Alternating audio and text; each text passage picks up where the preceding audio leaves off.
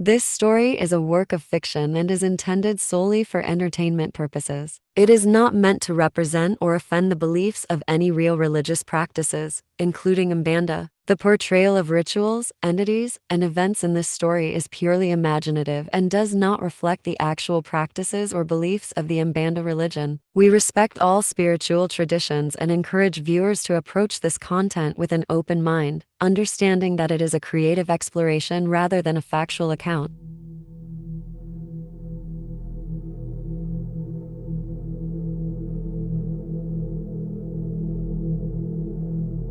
The small town of São Gabriel, located in the interior of Brazil, is known for its deep spiritual traditions and the influence of the Umbanda religion. Its inhabitants live simple lives but maintain a strong connection to the spiritual world. The town is surrounded by lush greenery and a tranquil atmosphere, but something sinister was about to emerge from the shadows.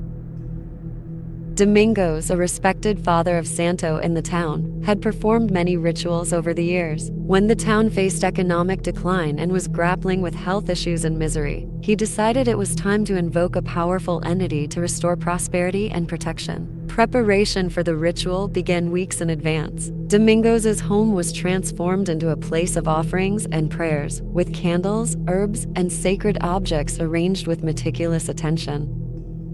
The ritual, performed under a full moon, seemed promising. The entity that manifested appeared benevolent, a luminous presence surrounded by a peaceful aura. However, something was amiss. The entity, disguised as a protective force, was actually a dark entity capable of manipulating human perception and deceiving even the most experienced.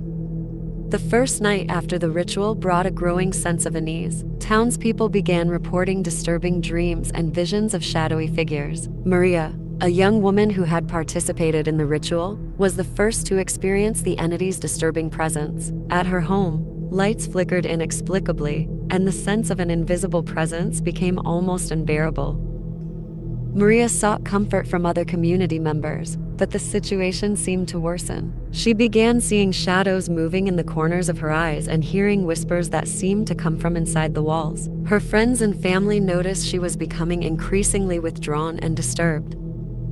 As Maria's and other residents' psychological disturbances intensified, the town began facing a series of unusual natural disasters. First came a storm that appeared suddenly, with winds so strong they destroyed roofs and uprooted trees. Then, a devastating drought hit the agricultural lands, leaving the soil barren and infertile, despite a supposed miracle promised by the entity.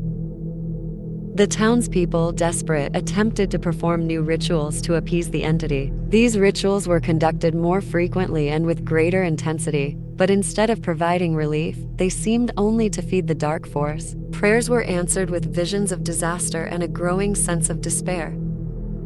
The situation reached its peak when an unprecedented storm ravaged the town. This storm was unlike anything the town had ever experienced. It was an almost supernatural storm, with lightning illuminating the sky in strange patterns and rain that seemed to come almost horizontally, as if being directed by a malevolent force.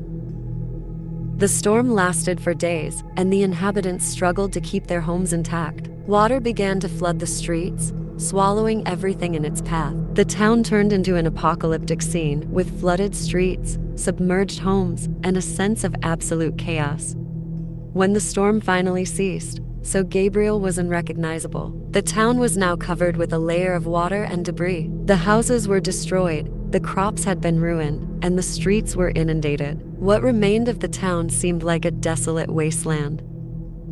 The few survivors managed to escape before the final collapse. These townspeople, including Maria, were traumatized and in shock. They sought refuge in neighboring towns, but the horror of what they had experienced continued to haunt them. Their stories were often dismissed as hallucinations or exaggerations. The disappearance of São Gabriel was officially attributed to a rare meteorological phenomenon, but those who survived knew that something more sinister was at play. They carried the story with them, but most people did not believe their accounts. The few who escaped lived the rest of their lives haunted by what had happened, and the town of São Gabriel became a dark urban legend. The survivors carried with them the weight of an inexplicable experience and a mystery that would never be fully unraveled. The story of the lost city of São Gabriel serves as a dark warning about the danger of trusting forces we do not fully understand and the deception of entities that hide behind a facade of benevolence.